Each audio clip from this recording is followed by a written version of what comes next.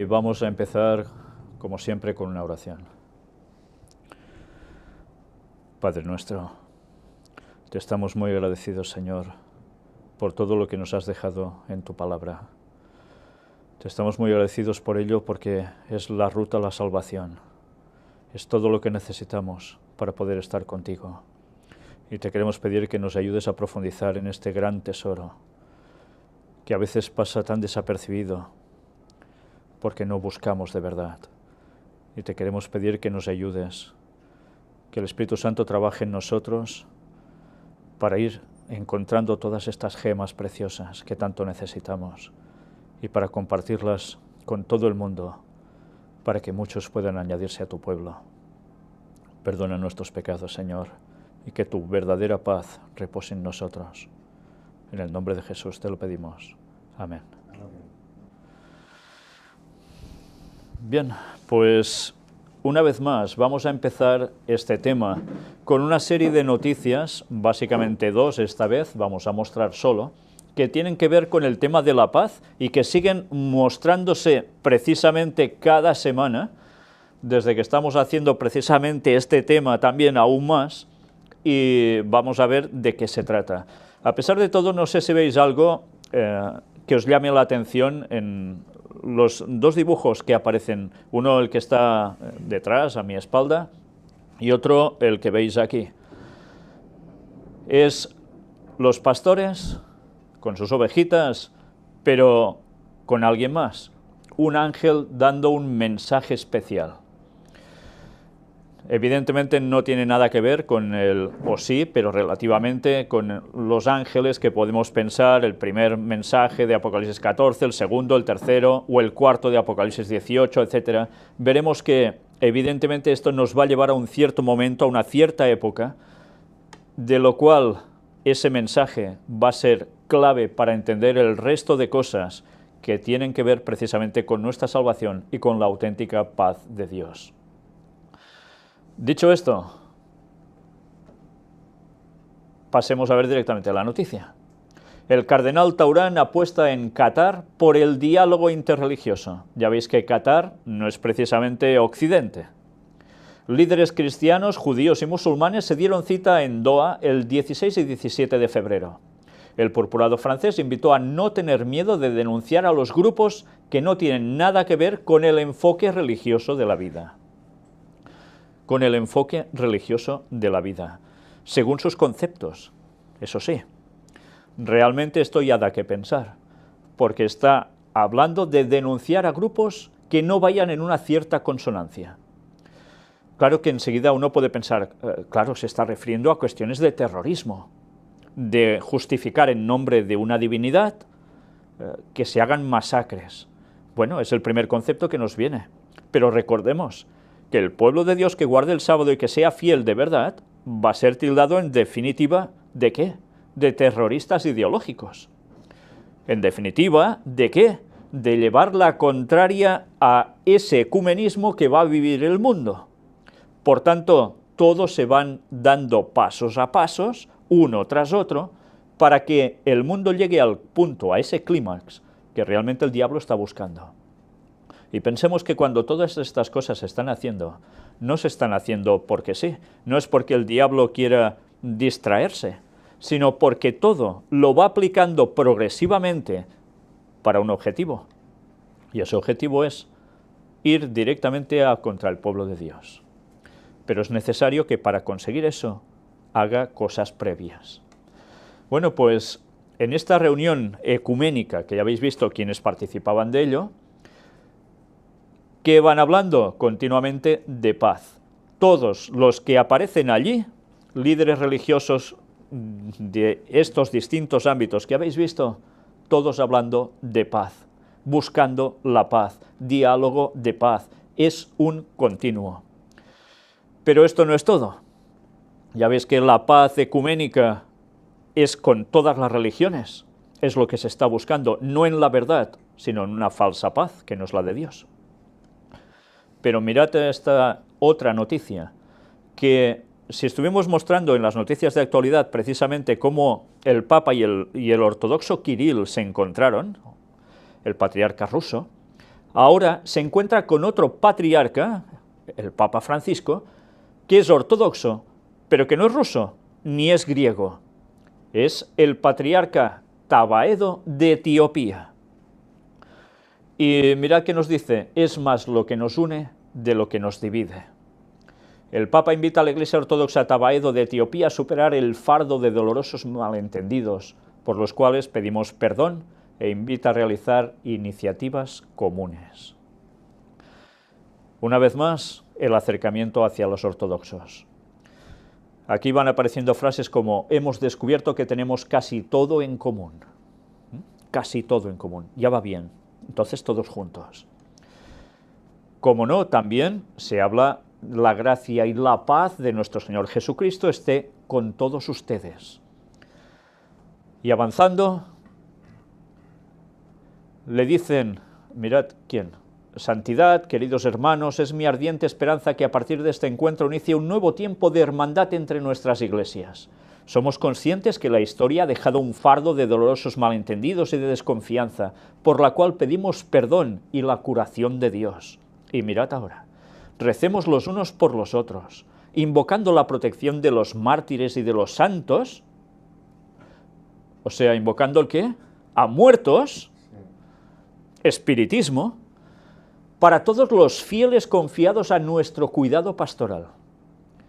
O sea, están pidiendo a los demonios, en definitiva, que es a lo que verdaderamente invocan, consciente o inconscientemente algunos, para que guíen pastoralmente a sus fieles, llevándolos al pleno terreno del espiritismo con la creencia de la inmortalidad del alma. Y sigue diciendo que el Espíritu Santo nos siga iluminando y guiándonos hacia la concordia y ¿qué? Y la paz, alimentando en nosotros la esperanza del día en el cual, con la ayuda de Dios, estemos unidos en torno al altar del sacrificio de Cristo en la plenitud de la comunión eucarística, o sea, en la misa, el domingo. ¿Os dais cuenta cómo no podemos estar en consonancia con ellos? En este caso, verdaderamente es para católicos de Roma y católicos ortodoxos de Etiopía.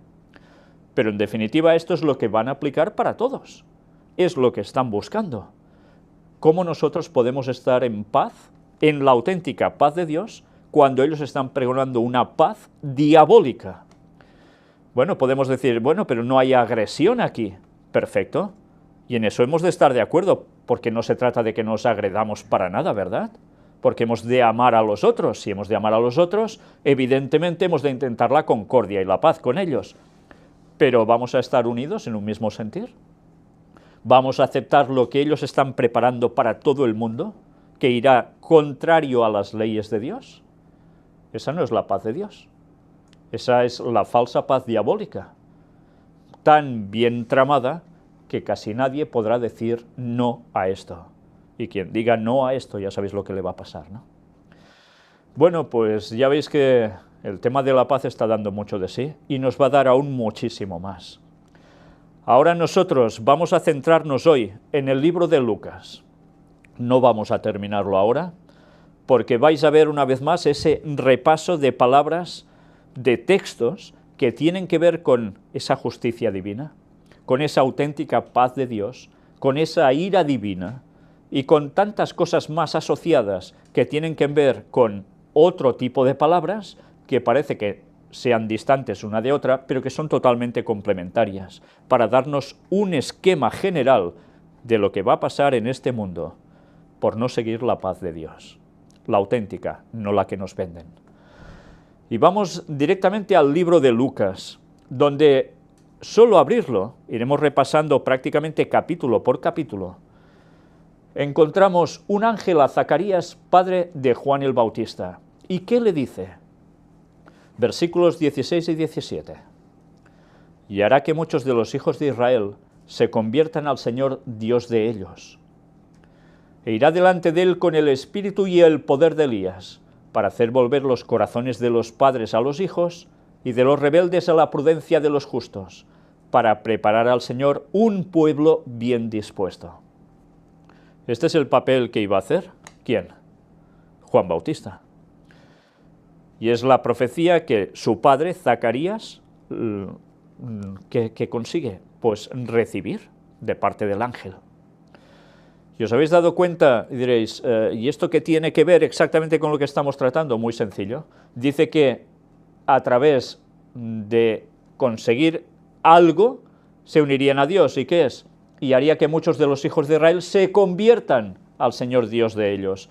Por tanto, si se debían convertir, es porque si no había conversión, ¿qué pasaría? No habría salvación. Por tanto, si hay conversión, es que hay salvación. Y si no, hay pérdida.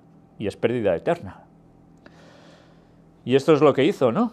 Ir con el espíritu y el poder de Elías para conseguir que los corazones de los padres fueran hacia los hijos y al revés, en consecuencia, y de los rebeldes a la prudencia de los justos, para preparar al Señor un pueblo bien dispuesto.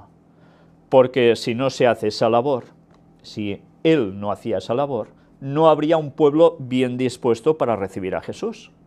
Con lo cual no habría salvación posible porque no estarían preparados para recibir el mensaje que vendría el Señor a traerles la auténtica paz. Un paralelismo con el tiempo del fin, quizás, ¿no? Ahora veamos María, Madre de Jesús. Lucas 1, del 50 al 55. Y su misericordia es de generación en generación, a los que le temen. O sea, a los que le temen, ¿Dios qué tiene con ellos? Misericordia. Y si no le temen, ¿qué va a tener? ¿Misericordia? Ah, es que esto no me gusta oírlo. ¿Entendéis? ¿Verdad que no gusta? ¿Cómo? ¿Tendrá misericordia solo para unos y a los otros qué? Entonces este Dios es malo, ¿no? ¿Os dais cuenta cómo cada concepto debemos mirarlo bien? Porque una de dos, o ponemos nuestros pies de verdad en el suelo y aceptamos la realidad, o nosotros vamos a ser de los que verdaderamente la misericordia de Dios no va a estar con nosotros, ¿eh? Hizo proezas con su brazo, esparció a los soberbios en el pensamiento de sus corazones. Quitó de los tronos a los poderosos y exaltó a los humildes. ¿Qué es hacer todo esto? ¿No es emitir juicio, acaso? ¿Y aplicar la justicia? A los hambrientos colmó de bienes, y a los ricos envió vacíos. Socorrió a Israel su siervo, acordándose de la misericordia, de la cual habló a nuestros padres para con Abraham y su descendencia para siempre. Acordándose de la misericordia. ¿Con quién se acordó de la misericordia? Con los que le iban a seguir de su pueblo. Mirad cómo una vez más debemos ser conscientes que la paz de Dios no es para todo el mundo, es para los que verdaderamente lo quieren seguir.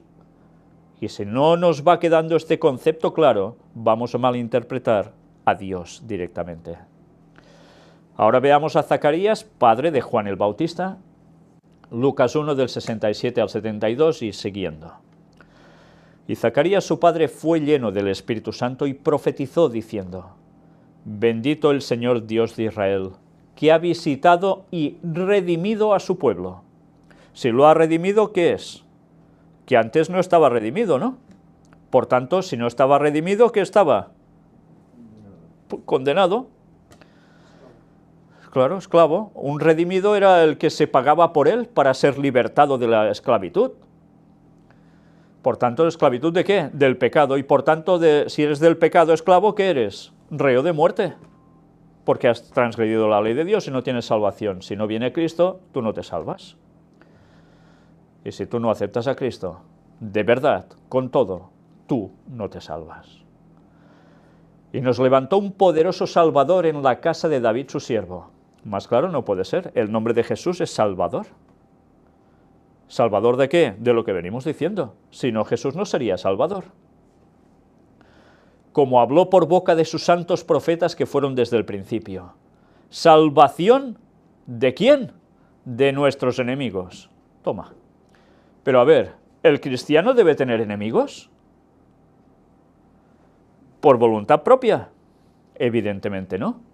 Pero los enemigos surgen cuando no se quieren hacer y seguir las cosas de Dios tal cual. Si nosotros transgredimos mandamientos, los que sean, ¿somos amigos o enemigos de Dios? ¿Somos amigos o enemigos del propio pueblo de Dios? Si nosotros levantamos falso testimonio, ¿somos amigos o enemigos del pueblo de Dios? ¿De los hermanos? ¿Del mismo Dios? Y a veces no valoramos esto, ¿eh? A veces nos centramos mucho en todo el resto de mandamientos, incluso hablamos mucho del sábado, ¿verdad? Pero no hablamos del falso testimonio. Cuando sabemos que Santiago habla de la lengua, ese pequeño elemento en nuestro cuerpo que es capaz de hacer una destroza tremenda. ¿Y eso no se tiene en cuenta? Pues ya veis. Pues bien, salvación de nuestros enemigos y de la mano de todos los que nos aborrecieron. Nos aborrecieron. Para hacer misericordia con nuestros padres y acordarse de su santo pacto, del juramento que hizo Abraham nuestro padre, que nos había de conceder que, librados de nuestros enemigos, sin temor le serviríamos. Sin temor le serviríamos. A ver, se está hablando de un Dios de justicia, de un Dios que esto es así y punto, ¿verdad? Y aplica justicia. Y dice, sin temor le serviríamos. ¿Cómo se entiende eso? ¿Recordáis si hay un texto que es necesario aplicar aquí? El verdadero amor, ¿qué hace? Echa fuera el temor. Por tanto, si hay verdadero amor a Dios, si haces verdaderamente la voluntad de Dios y la quieres buscar siempre, tú servirás sin temor a ese Dios, porque estarás en consonancia con Él, sabrás lo que es la justicia, sabrás lo que es la verdad, sabrás cuál es la auténtica paz. En santidad y en justicia delante de Él todos nuestros días. Esta es la clave. En santidad y en justicia delante de Él. Entonces le vamos a servir sin temor. Pero claro, ¿qué pasa? La gente hace cosas que no están en consonancia con la voluntad de Dios, ¿verdad?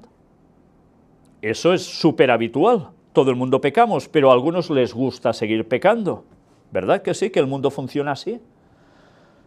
Entonces, ¿estamos en santidad y en justicia delante de Él? No. ¿Y qué hacemos? Nos escudamos diciendo, este Dios no me interesa, este Dios es malo.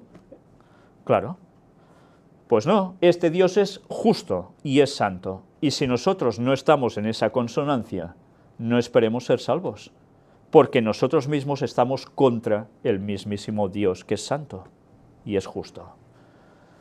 Y entonces nos empezamos a inventar las 1001 patrañas para rechazar el verdadero concepto de quién es Dios. El auténtico amor, porque recordemos, Dios es amor. Y a veces dicen, ¿cómo puede ser Dios amor? Y en cambio vemos todo esto. Pero una vez más os digo, fijaos cómo enseguida se cogen los conceptos del Antiguo Testamento, ¿verdad? Un Dios castigador, un Dios no sé qué, un Dios no sé cuánto. Pero están olvidando que el Nuevo Testamento nos presenta exactamente lo mismo. Y haciendo referencia también a Jesús. ¿Por qué? Porque de eso no se habla. Porque entonces nos hemos de dar cuenta realmente que el Antiguo Testamento y el Nuevo se complementan, que Dios no cambia, como Él dice, y aunque aplique misericordia, también va a aplicar justicia. ¿Y para quién va a ser esa justicia? Para todo el universo, no solo para nosotros, ¿eh? Y tú, niño, profeta del Altísimo serás llamado, porque irás delante de la presencia del Señor para preparar sus caminos, para dar conocimiento de salvación a su pueblo. ¿Era necesario o no la labor de Juan Bautista? Claro que sí, porque es el que iba a dar el conocimiento de salvación a su pueblo, para perdón de sus pecados. No falla, ¿eh? Siempre la salvación tiene que ver con los pecados. Y ahora el mundo actual, ¿en qué se encapricha a decir algo? En decir, no existe el pecado. Todo es relativo, el bien y el mal, las cosas van cambiando, los tiempos van cambiando, lo que estaba bien antes ahora está mal, y viceversa. Pero es que cada vez resulta que lo que estaba mal antes, ahora cada vez está mejor, ¿eh? Es curioso cómo cambian las cosas. ¿Pero cambian según la voluntad de Dios? No, según la voluntad del diablo, que está haciendo confundir a la gente para que acepten lo malo como bueno y lo bueno pase a ser como lo malo. Y sigue diciéndonos el texto: por la entrañable misericordia de nuestro Dios, con que nos visitó desde lo alto la aurora, para dar luz a los que habitan en tinieblas y en sombra de muerte. Los textos son clarísimos. Hay luz y hay tinieblas. Hay sombra de muerte. Todo esto es ¿para qué? ¿Para llevarnos a la vida eterna? Todo lo contrario. Por tanto, solo tenemos una solución: acercarnos verdaderamente a Dios.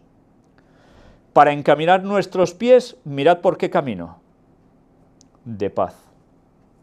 Por camino de paz.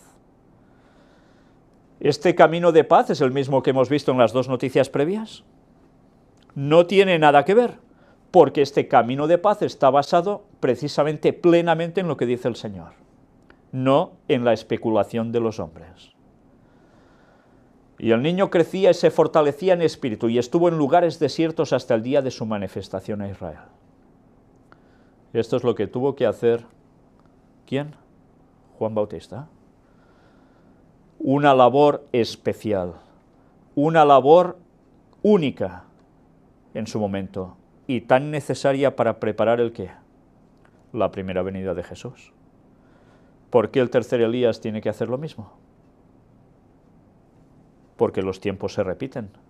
¿Sabéis que Elena White describe los momentos de la venida del Mesías, la primera venida de Jesús naciendo en Belén, como los peores momentos de la historia del pueblo de Israel? No del mundo en general, sino del propio pueblo de Dios. ¿Y qué va a pasar en la segunda venida? Exactamente lo mismo. Por eso es necesario tercer Elías. No hay otra. Un anuncio previo de os ponéis en sintonía o estáis listos. No hay otra. Y a algunos les molesta oír estas cosas, pero es la verdad. Dios no va a cambiar sus planes porque a nosotros nos molesta no ser como Él. Y ahora entramos en ese punto donde hemos visto esos cuadros al principio, el ángel a los pastores. En Lucas 2, 10 y 11 nos dice: pero el ángel les dijo: no temáis, porque he aquí os doy nuevas de gran gozo, que será para todo el pueblo, que os ha nacido hoy en la ciudad de David un Salvador, que es Cristo el Señor. ¿Cuántas veces no hemos leído este texto? ¿Cuántas veces representaciones de Navidad, teatros, tantas veces lo hemos oído hasta la saturación? Pero verdaderamente nos damos cuenta que era necesario, primero de todo, que los pastores, ¿qué?, tuviesen temor o no. Bueno, yo pienso que si estás en medio de un campo con ovejitas en plena noche y se te aparece un ángel con una luz tremenda y diciendo a saber qué, como esto, te tienes que quedar un poco extraño, ¿no?, como mínimo. Pero en cambio, ¿cuál es el mensaje del ángel a los pastores? No temáis. ¿Y por qué? Pues porque les iba a dar un mensaje de gran gozo. Y ese mensaje de gran gozo es que para ellos solo sería para todo el pueblo. ¿Y os dais cuenta? El ángel va y se lo dice al sumo sacerdote del pueblo judío en esos momentos. ¿Se lo dice al Sanedrín? No. El ángel va a buscar a los que eran la escoria del pueblo. Pero eran los humildes. Eran los únicos que encontró, y esto es muy fuerte, con aún en sus corazones y en sus hablas, diciendo: ¿cuándo vendrá el Mesías? Porque ellos tenían anhelo por la salvación. Eran lo desechado del pueblo, pero en cambio era lo que Dios buscaba. Personas humildes de verdad. No engreídos, no con grandes conocimientos técnicos, y me refiero a la palabra de Dios, sino gente humilde que anhelaba verdaderamente esa paz de Dios. ¿Y el mensaje cuál era? Ha nacido el Salvador. Y nacer el Salvador es, por fin, la victoria para todo el pueblo de Dios, de todas las épocas. Qué mensaje tan hermoso recibieron estos pastores. Un mensaje que cuántos no hubiésemos querido recibir en persona, ¿verdad? ¿Sabéis? Estas personas fueron elegidos por Dios directamente. Eran para los dirigentes chusma, porque alguien que cuidaba de los rebaños era una cosa vil, miserable. ¿Os habéis acercado a las ovejas? ¿Las habéis olido, las ovejas, sobre todo cuando llueve y están mojadas? Dan un pestazo tremendo, ¿sí? Pero en cambio, esta gente que estaba en lo más humilde de la sociedad, eran los que estaban más cerca de Dios. Los que entendían de verdad la auténtica paz de Dios. Y los dirigentes quedándose al margen. Bueno, pues ahora veamos Simeón en el templo. ¿Recordáis la escena? Jesús es presentado en el templo por sus padres. Y claro, es un niño muy pequeñito, recién nacido. Y allí hay alguien en el templo. Y es Simeón. Y mirad qué dice del 26 al 34. Y le había sido revelado por el Espíritu Santo que no vería la muerte antes que viese al ungido del Señor. O sea, al Mesías, a Jesús. Y movido por el Espíritu vino al templo.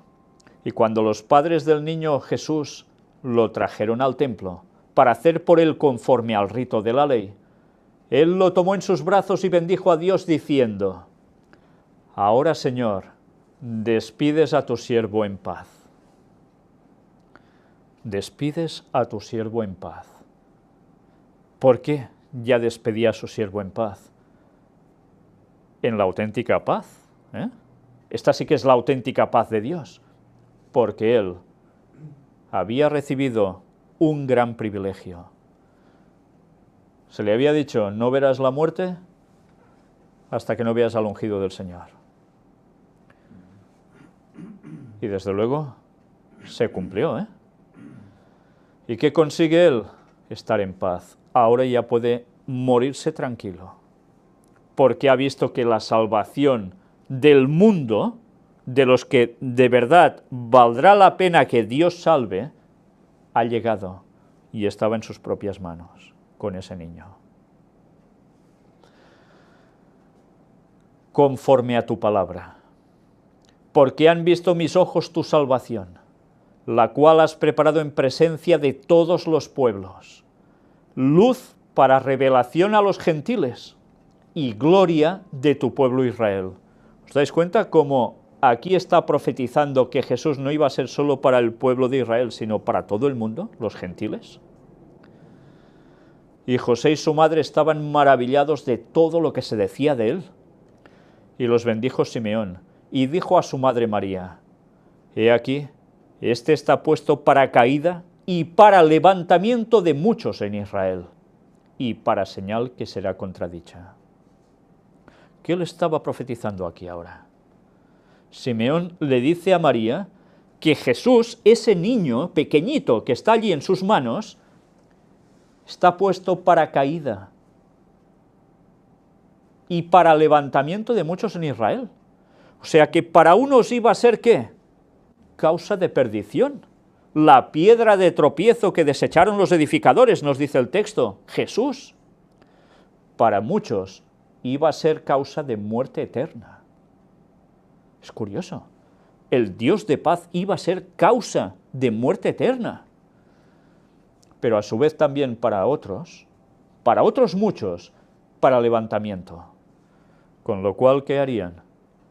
Levantarse para conseguir la auténtica paz de Dios, ver de verdad la salvación y seguirla.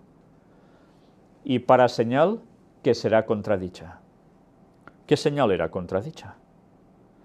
Bueno, no causó precisamente que todo lo que hacía Jesús y decía era contradicho por los fariseos, saduceos y demás.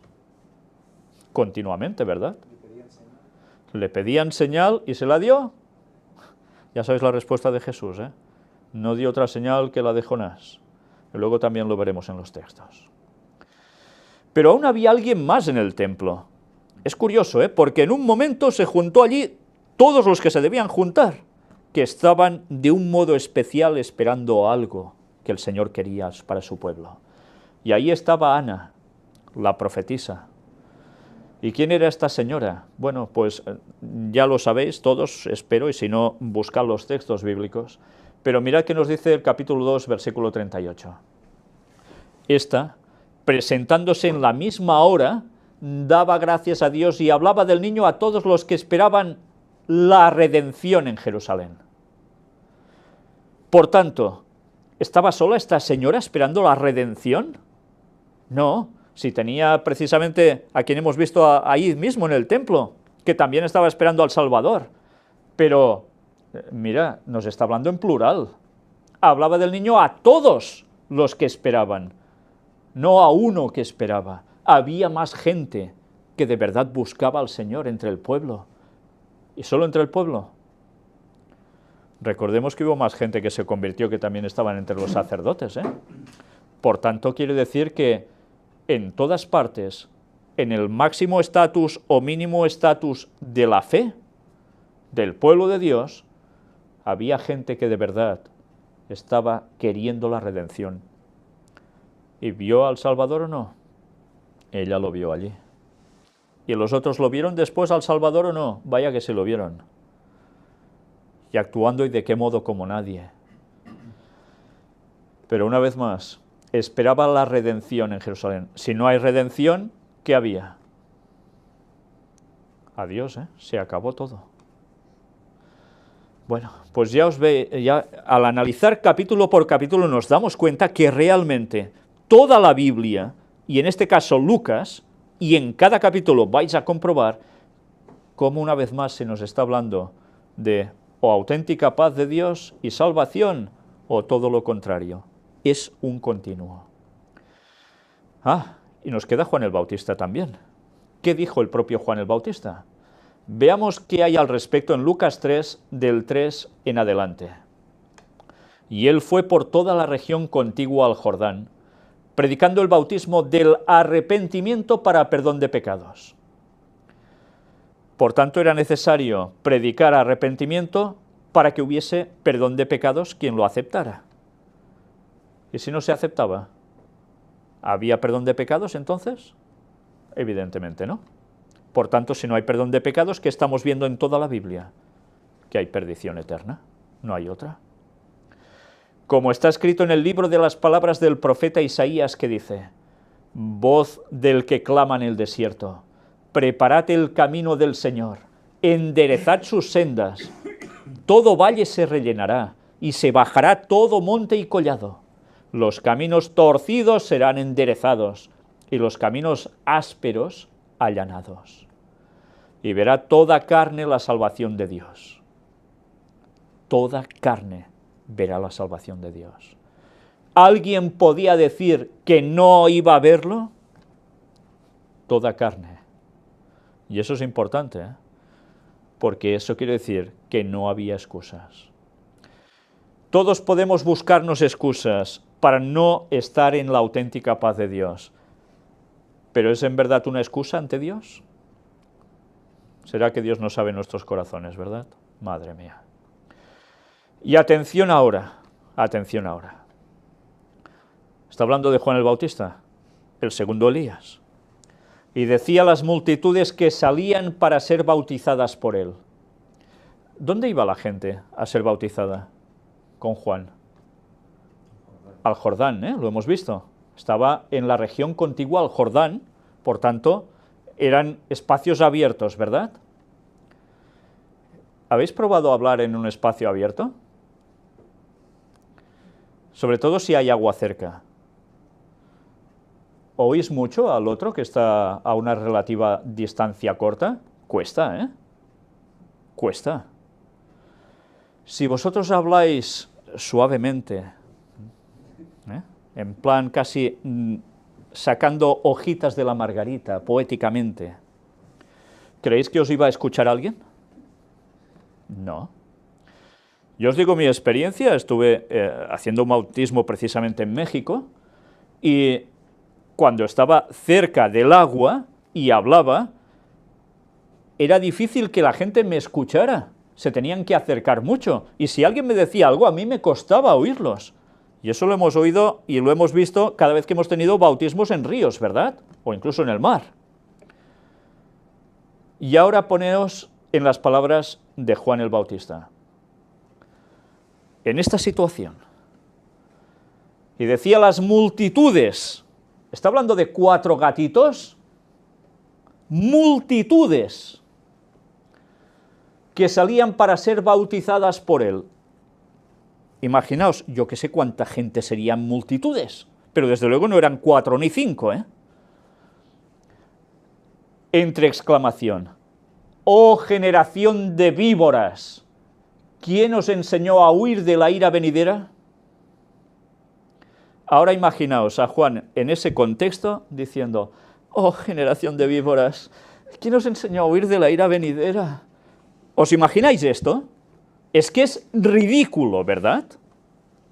Es ridículo. ¿A quién está hablando él? Los textos nos lo aclaran. Está hablando a gente que iba a ser bautizada por él solo por temor a que el Mesías viniese y ¿qué sucediera? Que se quedaran fuera. Su corazón no había estado convertido. ¿Y creéis que iba con remilgos y florecillas hacia ellos? ¡Oh generación de víboras! Y las multitudes lo oían.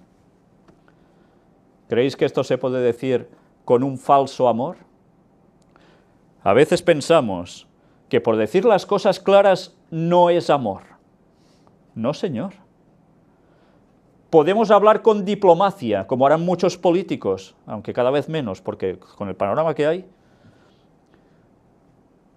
Pero hablar con amor es decir las cosas claras, para que las personas reaccionen. Y claro que hay amor, porque lo que se busca es la reacción de la persona. Pero no imaginemos que decir las cosas claras significa ir con cosas que para nada es la auténtica paz de Dios y el auténtico amor cuando el profeta habla al pueblo. Dice las cosas como son. Se dice, bueno, pero es que Jesús cuando también hablaba a los demás, hablaba con amor. Claro que hablaba con amor. Y ahora os hago recordar, porque lo vimos la escena, tira las mesas de los cambistas, ¿verdad?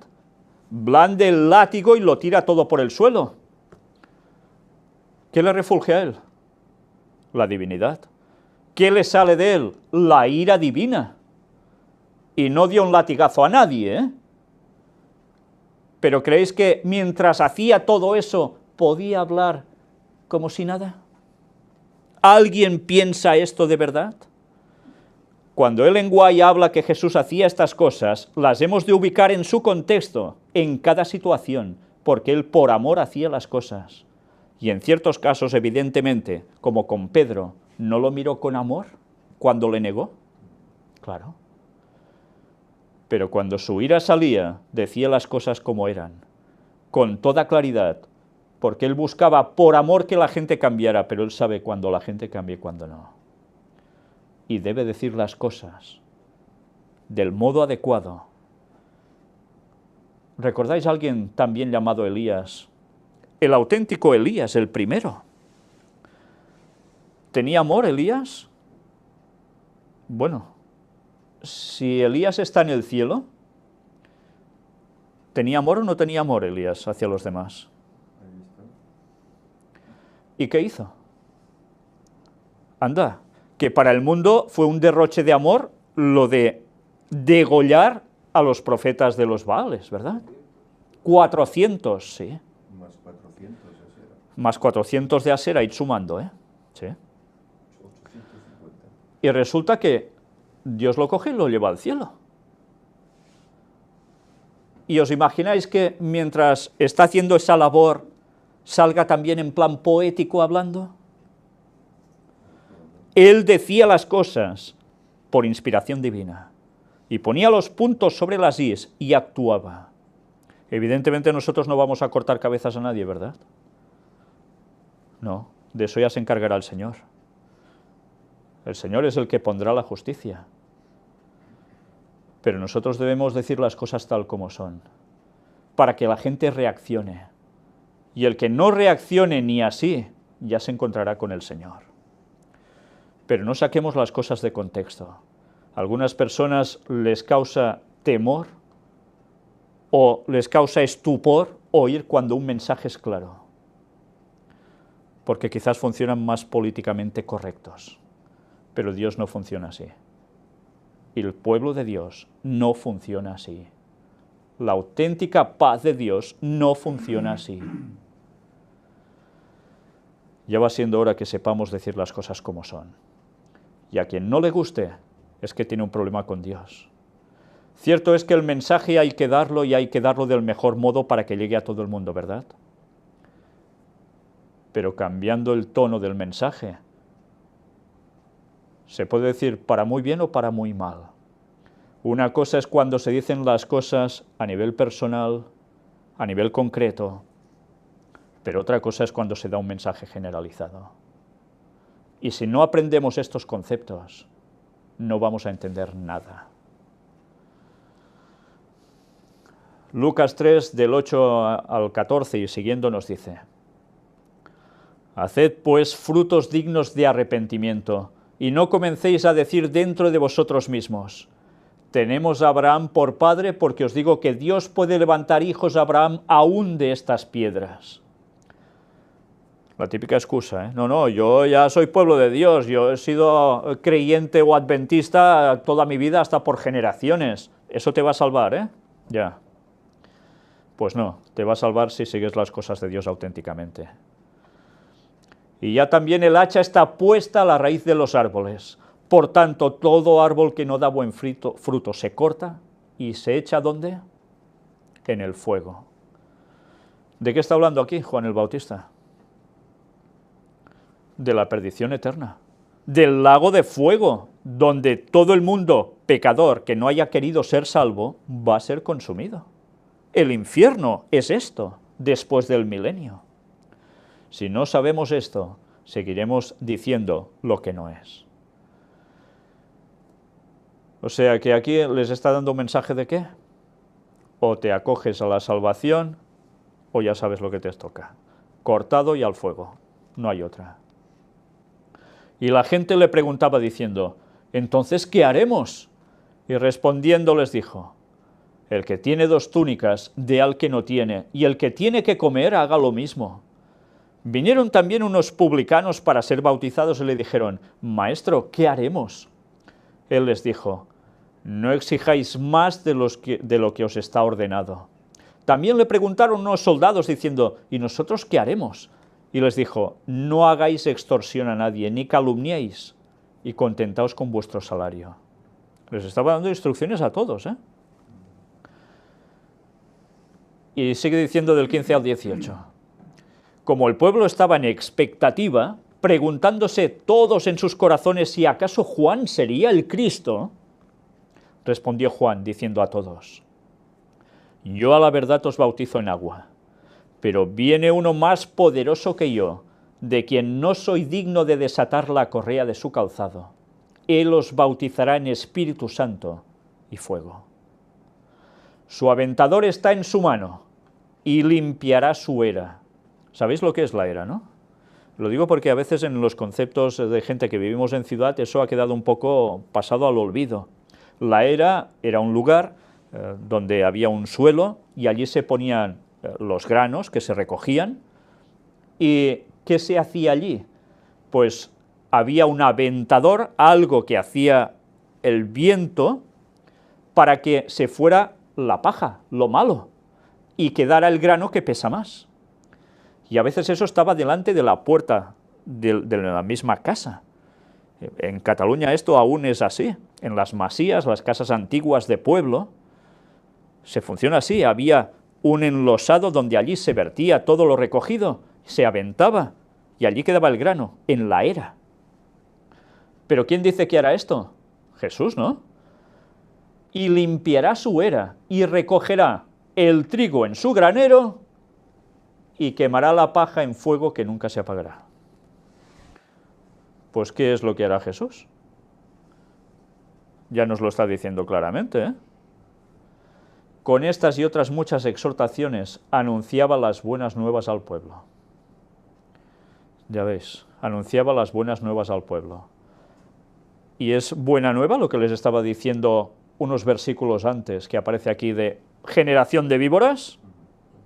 Pues sí, señor, era una buena nueva, porque les estaba dando el mensaje de salvación, que debían coger sí o sí, porque si hacían la decisión del no, tarde o temprano se iban a encontrar en ese fuego, que el mismo Salvador, que venía a dar eso, la salvación eterna, les iba a apagar. Pero hay alguien más que habla, y esto está en los principios del libro de Lucas, un demonio. Y es curioso, que en la Biblia se registren también palabras de demonios. ¿Y por qué creéis que se registran palabras de demonios en la Biblia? Si es una cosa totalmente contraria a Dios. Pues bueno, ahora lo veremos. Lucas 4, 33 y 34. Estaba en la sinagoga un hombre que tenía un espíritu de demonio inmundo, el cual exclamó a gran voz, diciendo: «Déjanos, ¿qué tienes con nosotros, Jesús Nazareno? ¿Has venido para destruirnos? Yo te conozco quién eres, el Santo de Dios». Y esto lo dijo un demonio. Y queda registrado, ¿por qué? Porque en las palabras del mismo demonio ya está advirtiendo que saben cuál iba a ser su futuro. Ser destruidos. ¿Por quién? Por Jesús. Aunque Satanás quiera cambiar el futuro, ellos ya se lo huelen y saben que su destrucción está temprana. ¿Qué quiere decir esto? ¿Que habrá destrucción o no? Pues claro. Y no solo de seres humanos, sino de ángeles caídos. Y una vez más recordemos que el último en morir va a ser el propio Satanás. Primero van a perecer en ese juicio de ese lago de fuego y azufre. Van a perecer los seres humanos. Dice Ellen White, de un modo muy claro, que a algunos será un fluf, un momento, porque fueron esos casi salvos. Pero por una tontería que no quisieron o lo que sea, ¡pam!, van a fallecer. Quemados, sí, pero van a durar nada. No van a estar por la eternidad quemándose y sufriendo. Pero habrá otros que van a tardar más, dependiendo de su maldad. Pero después, cuando terminen los hombres de ser quemados, los demonios seguirán quemándose, porque ellos han sido los incitadores hacia el ser humano para hacerlos pecar. ¿Tienen más culpa? Van a sufrir más. Pero el último va a ser el mismo Satanás, el último en perecer quemado. Pero también va a perecer. También. Porque en él radica el mal. De él surgió, y por culpa de él ha infectado todo el planeta durante 6.000 años. Y no solo eso, sino que por culpa de él, una tercera parte de los ángeles del cielo se fueron en su rebelión contra Dios. Y Dios hará justicia. ¿Nos gusta oír que Dios hará justicia? ¿O nos repele eso? Pues si eso nos repele, quizás es que debemos analizar nuestras vidas. Porque debe ser que seguramente sabemos que en nuestras vidas no están yendo en conformidad con Dios. ¿Y quién debe cambiar? ¿Dios por ser santo o nosotros por ser todo lo contrario? ¿O nos hacemos a Dios a nuestra imagen o nos hacemos nosotros a imagen de Dios? Solo los que estén en santidad verán al Señor. Porque Él es fuego consumidor y el mal no puede estar en su presencia. Y nosotros vamos a dejarlo aquí. El tema va a continuar con las palabras ya de Jesús, también en el libro de Lucas. Y una vez más, he de deciros, ¿nos damos cuenta que realmente toda la Biblia nos habla de justicia? ¿Nos damos cuenta que toda la Biblia nos habla de paz? Y aún veremos más. Pero que la paz auténtica va junto con la justicia divina. La misericordia también, por supuesto. Pero Dios es justo y va a hacer justicia.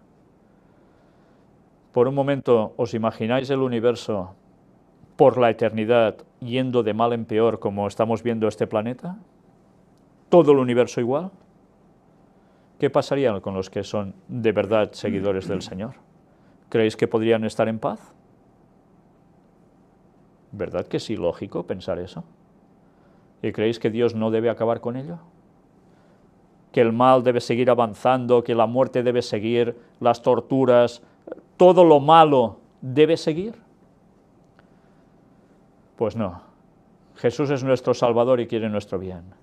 Pero si nosotros no queremos estar con Él, Él no nos va a obligar a estar con Él.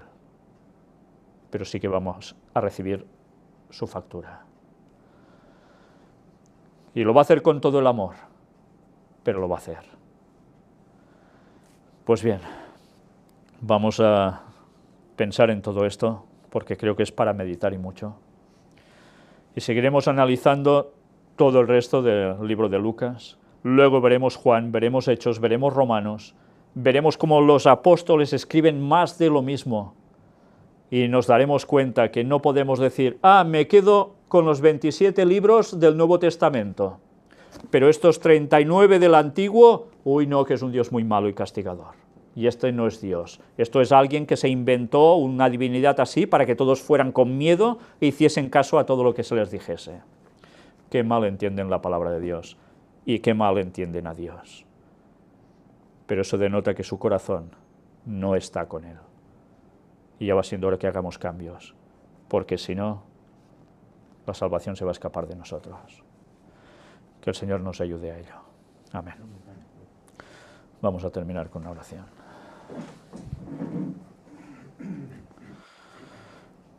Padre, una vez más te damos gracias por tu palabra. Una vez más te damos gracias por todo lo que dejaste que los profetas, los apóstoles, dejasen escrito para nosotros. Te queremos pedir, Señor, que nos ayudes a ser como tú eres, a buscar tu perfección, tu santidad, y a no autojustificarnos en lo que hacemos mal, en lo que pensamos mal, en lo que decimos mal. Todos te hemos ofendido, Señor. Todos hemos pecado. No hay ni siquiera uno que haya sido justo, excepto Cristo. Y nos queremos apropiar de ese gran sacrificio de Cristo en la cruz por nosotros. Queremos apropiarnos de esa limpieza que nos da su sangre de nuestros pecados, por graves y malos que hayan sido. Y eso sí que es amor, Señor. Y si no pensamos en ese sacrificio en la cruz por cada uno de nosotros, es cuando caemos en esas malas interpretaciones sobre ti. Mucho nos amas para dar a tu Hijo por nosotros. Y nosotros parece ser que queremos ir por nuestra cuenta para todo, cuando en verdad entonces resultamos ser esclavos de Satanás. Libéranos tú, Señor. Danos esta salvación y ayúdanos a abrazarla por siempre y a compartirla con los demás, diciendo las cosas tal como son, y para que reaccionen y muchos más puedan venir a ti, ser salvos. Porque no nos va a salvar el tener un nombre de una denominación, nos va a salvar el seguirte de todo corazón. Ayúdanos a ser luz entre las tinieblas de este mundo que cada vez son más densas. Y para eso necesitamos conectarnos a ti, Señor. Ayúdanos a esa comunión diaria contigo en oración y en el estudio de tu palabra, en la verdad. Y danos tú tu paz. Pero ayúdanos a decir las cosas claras, gusten o no gusten. Perdona nuestros pecados, Señor. En el nombre de Jesús te lo pedimos, esperando y anhelando el año de tu regreso, Señor, ese 2031 que tanto, tanto esperamos. Amén.